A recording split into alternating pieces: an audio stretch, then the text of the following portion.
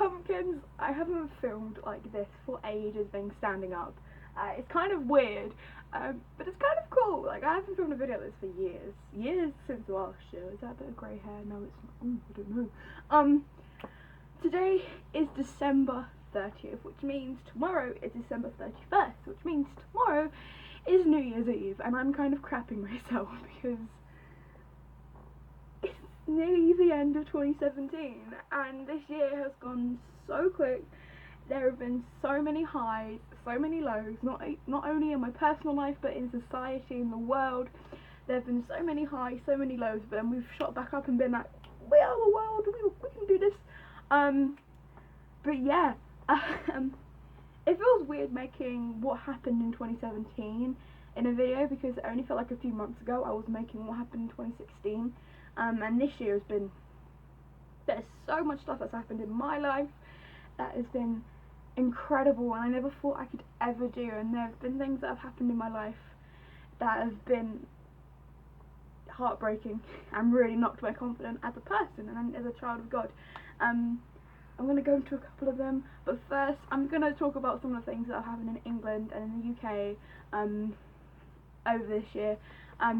So as most of you should be aware, the Manchester bombing at Ariana Grande's concert, that was heartbreaking, honestly. I remember hearing that, and I remember feeling, I'd never felt more ashamed to be a human being. I was like, wow, is this what it's come to? Someone bombing innocent children, and innocent people who didn't deserve it. It was a concert, and the person who was bombing, they knew that it was directed at kids. They knew that Ariana Grande, most of her fan base are young kids, young teens, young children, and they chose to bomb this concert, which makes me feel so disgusting and so ashamed. And I really don't, I do hope that you guys are alright with this, me talking about this. I haven't spoken about it at all on my channel. But my love and prayers, honestly, they do go out to the victims, and people who were lost, their families and their friends and their loved ones. But what was so amazing is what happened after. I mean, it was a horrific event, it was horrible, but what happened after, it really changed my perspective on human beings. You know, people were offering out free lifts, hotel rooms, restaurants were giving out food, free hotel rooms, like, that's amazing. People offering lifts across the country to go back home. People saying you can stay here for tonight because it's not safe out there. And then obviously 10 days later there was the concert after, that was in Manchester, where thousands of people turned up, and that was amazing to see all these people coming and supporting. And Ariana Grande, my heart goes out to you. You are such a strong woman to come back 10 days later to the place where it's been bombed, to come back and to slay it in a concert, and to all those people who were also on stage with her, I love you so much. That's a good thing about the human race. We come together in times of need. Also, I remember this story when it came out, the fire at Grenfell Tower. That was a horrible story. I remember sitting in college and my friend told me about it, and I was just like, I know people, like, I know people who live there, and I know people who live in the area, and I got really worried and I got really scared, and I was like, I don't know what's gonna happen. And the whole focus on that day and for the rest of the week was based on this fire, and it was horrible. But yet again, London and England, they came together in times of need. When we really needed each other, we all came together, and we offered love and support. And what is so amazing now is the church that is right next to Grenfell Tower, where it was, has been offering support for those who have suffered now with PTSD, post-traumatic stress disorder, because of this fire. That's amazing. It's amazing that the church can do that, and it's so wonderful. So that kind of shows that human beings, we aren't that bad. You get some people who are a bit iffy, and some people who are really iffy, but we are not that bad human beings. And now I'm just going to talk a bit about personal stuff that's happened. I'm not going to go into too much detail because some things are really long, but there have been so many incredible things that have happened this year that has just been insane, and I'm going to kind of end with those because I want to end on a high. I don't want to end on a low. So this year, I lost two of my grandparents. I lost my granddad and my grandpa this year, and it was really hard for me. I was really close with my granddad, very close.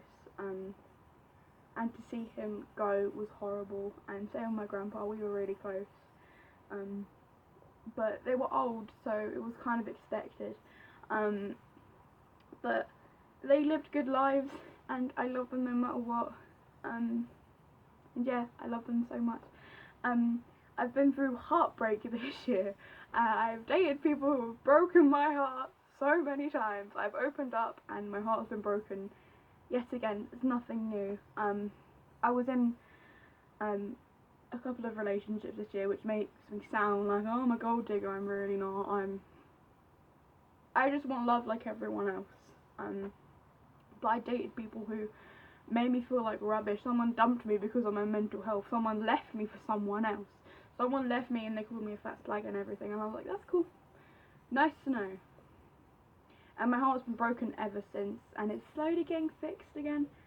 But those of you who know, heartbreak is horrible. It is one of the worst things ever. But you can get through it. I'm slowly getting there with heartbreak. My heart's slowly being mended. Slow and steady wins the race. That's what I always say. This year, what was a massive knock for me was I was finally diagnosed with an eating disorder. I was diagnosed with bulimia, which was pretty hard, because I had thought, and I'd been speaking with my youth worker, and I'd been like, oh, maybe I'm sick, maybe I'm sick, and I said to her, maybe I have bulimia, I don't know. And then I got diagnosed with it, and I was like, what is going on? Like, I always thought I was someone who, I'm not sick enough to be bulimic, and when they diagnosed me with bulimia, it was hard. It was a real knock. And I remember telling my mum, and my mum's been really supportive with me, and then asking me what I want for dinner, and oh, is this enough food? And I love my mum for that, I really do. But there's been one special person who's really helped me with this, and she knows who she is. My youth worker has helped me so much, and I always talk about her, I always do.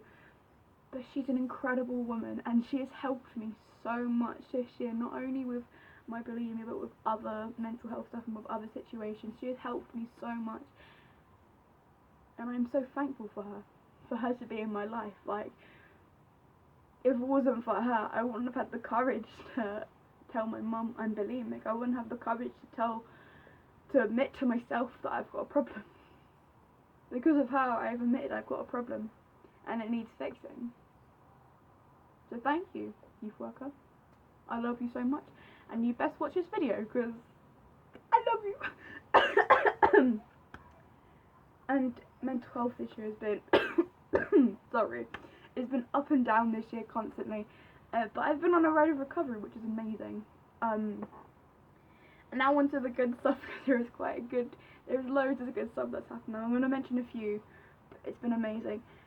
This year, I led the prayers at St. Paul's Cathedral. Oh, like what? I got offered the chance to lead the prayers at St. Paul's Cathedral, and that was a once-in-a-lifetime opportunity. I was shook. I literally was. I was like, you've asked me, and my youth worker told me, and I was like, I was so excited, I couldn't. And it was amazing, and I had people coming up to me after being like, that was really good, you spoke really well, and you know how to lead prayers, and you're a strong person. I'm like, I am a strong woman. This year also, I've been asked to speak at loads of churches this year. I've led talks at churches, I've shared my testimony a number of times, and to see people's lives change because of what's happened to me and how God has used me, it's incredible. Honestly, it is. I've met so many amazing people this year as well. Not only at college, I've met, I told you I met one of my best mates, Sharpie. I met him online on YouTube, and he's incredible. Thanks, Sharpie. I love you, bro. I don't know what I'm saying now, but you're amazing, and you need to know that. I've met people at college, like Mattis and McCain, and I will put their links in the description below if I can find them.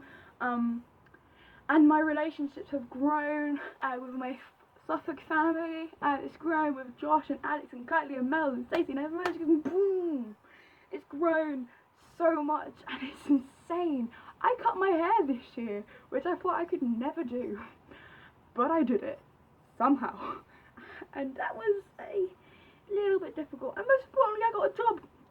I'm a kids worker, which is amazing.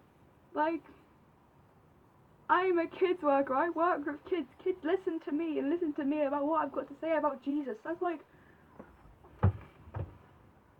I'm shook. That should be my thumbnail, actually.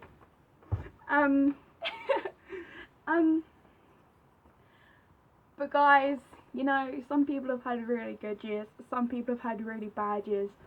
But the most important thing is to learn from this year.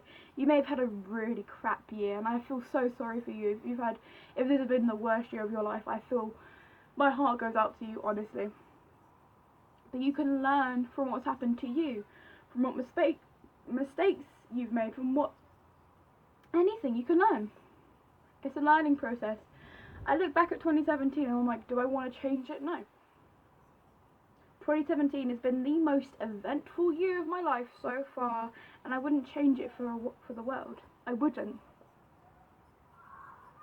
Yeah, I mean, I got to read the prayers of St. Paul's Cathedral.